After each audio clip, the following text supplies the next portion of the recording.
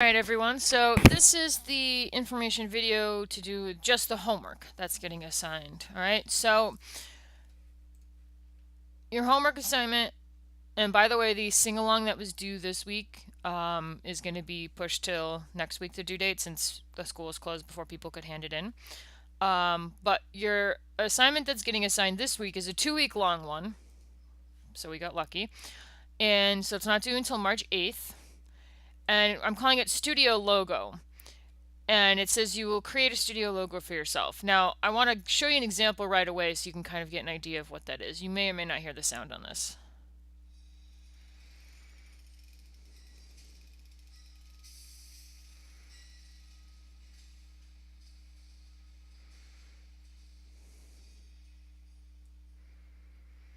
Alright, so you can ignore this part. That's just VLC showing me what it's playing. But you can see that someone designed like a still logo, a JP Comics production, right? And they just very slowly have a few gears turning, and then this shows up real nice, and there's a nice little sheen coming across there. A couple of letters reveal themselves very sort of gracefully. So I'm looking for a high level of polish on this is what I'm trying to get at, right? So don't throw the whole kitchen sink at everything and, forget to actually get the timing down and all that kind of stuff, right? But this is what I mean by a studio logo. This is actually just the student's initials. And he was very much into comics at the time. He probably designed this in Illustrator or Photoshop, not in, After Effects. And he spelled production wrong. And, he brought these graphics in and just worked with them in After Effects. So you don't have to create everything in After Effects. You can create stuff in whatever program you want as long as it ends up in After Effects. All right, so going back to the assignment, there needs to be some kind of animation and effects. But you can use text, graphic effects, animation. You can use outside effects. Like a lot of times there are effects that you can find online. We'll go over this in class next week, but that are available. They have to be public domain or Creative Commons, but they're there for you to work with. Meaning, someone record or generates through a 3D program fire effects, and you want to use those as part of some kind of alpha mat. Right? You don't just use the straight fire effects. That's, you have to change it and make it your own. But there are places where you can get stuff like that. Any sound effects, music, or these kinds of visual effects that are being borrowed from the other places and you're using them, they must be public domain or Creative Commons. We're going to review this next week. I'll link you guys to the lecture I've given on it before, and I cannot stress this enough. We are getting into a much more advanced place in this class, and this class is advanced. Cannot have copywritten music, all right, in our assignments. Cannot. Let's see. So I want to see what your general idea is by next week. If you already know what it is, email me a picture, say, I already have this logo, I want to work with it. Let me know. But by next week, the only work you have to have done on it is you have to tell me your game plan. If that's sketches, if that's already having something, put together in After Effects, it's not animated yet. However you want to get the idea across, right? But you at least got to tell me, what the name of this supposed company is. Sometimes it's just going to be your own name. All right, so I'm going to show you a few of the other examples. These are all students. Right, these are all, I think 2 of them are grad students and the rest were undergrads. All right, and they're taking the exact same class as you are, and the version of After Effects they had was way less, this is from like 8 years ago. Oh, oops. Sorry about that. There we go.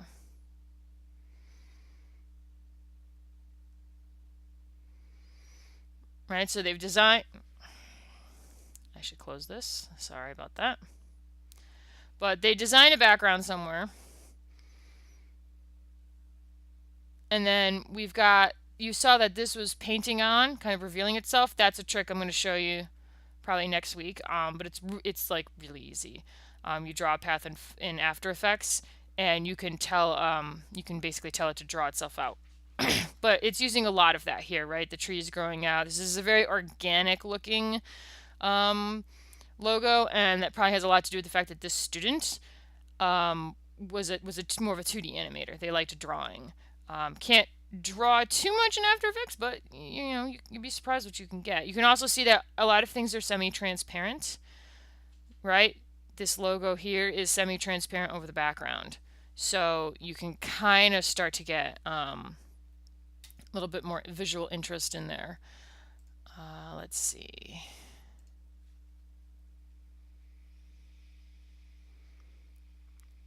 Sound is not required on this, I should mention.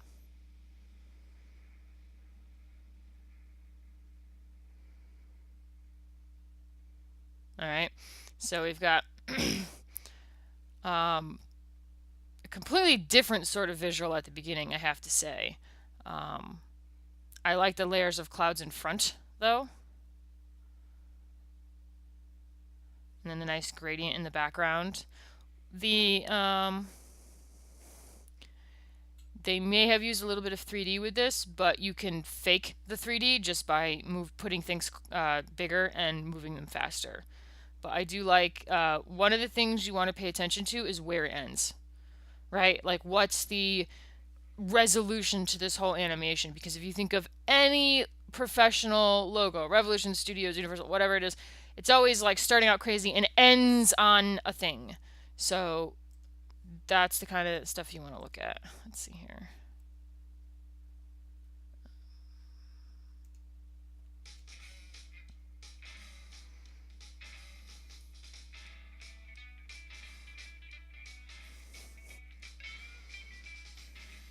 All right, turn the sound off here. So you can see this student just used her name, right? She's actually working at Blue Sky now as a producer. But let me bring us to the end here. There we go. So this is actually very typical a lot of times, is that people just use their names. They say it's my production. And they kind of taken a bit of a standard font, jazz it up a little bit. We got the nice little T coming in here, and it mimics the, there we go. Where is it here? There. These nice little ribbons. In some places you can see that she's intentionally overlapping them, and in some other places it's, where is it here? There we go. Not exactly intentional. So we got to watch out for certain things like that, because those will start to show up. Let's see here. I saw that one.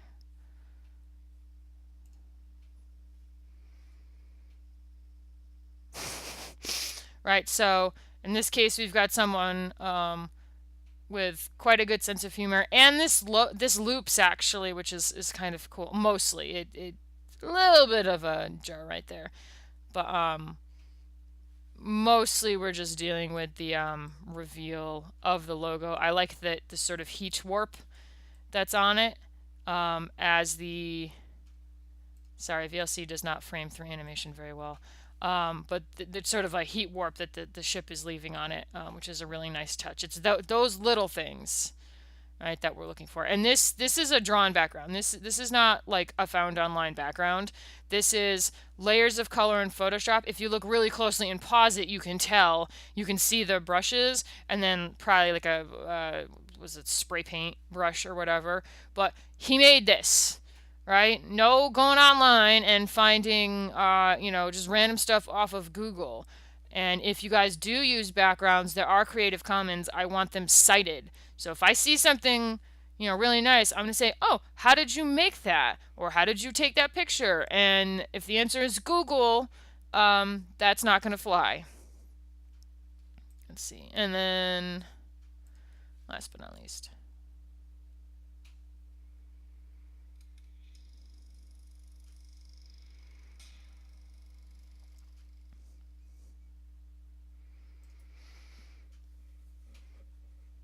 All right, so this is again drawing out a path using masks. And then finally ending up here. So you can see all of these end up in a place where it is the logo. In this case, it was playing a bit of game of hangman with itself, so that's why all the letters kind of fall into place onto their little lines. And then You got the reels spinning on an old-timey film camera, but it's, hanging from a hangman's noose. So, but it's this part here is what's very interesting, right? It's just a mask that's drawing itself out, and it's revealing what's going on until you get to about here, and then I think he just like got rid of the mask, so that you could see the whole thing, because obviously following a line is different than following, trying to follow this whole thing. So there's definitely cheats in there, which is totally acceptable. And then a nice little flash. So all of these are relatively simple, but they combine to be really nice polished works. All right, so that's what I'm looking for. I don't want 1,400 different things going on. I want these to be polished. I want them to be well executed. So having a game plan, as you need to by next week, will come in handy, because then we can talk. We do have a lecture next week on shape layers, but that's not going to take the whole time. So there'll be plenty of time to work on this. There's no, other assignments going on. So use this time to catch up and start thinking about what you want to do for this. Because if it turns out really nice, two things. One, you'll be able to use it in front of all of your, work from now on, which is a very nice thing to do. That's what a lot of my students have done in the past. And two, if you hand them in on time, I will show them in class, meaning that when we come into class March 8th, so 2 classes from today, and if you guys have already, rendered them and uploaded them to Blackboard, I'm going to download them at the start of class, and whoever's is handed in gets to show it off. If you hand it in late, then that's great, and you'll get graded, but you'll get all your points, but it's not going to be shown to class, because I can't keep showing things, too late. All right, so if you have any questions, please email me.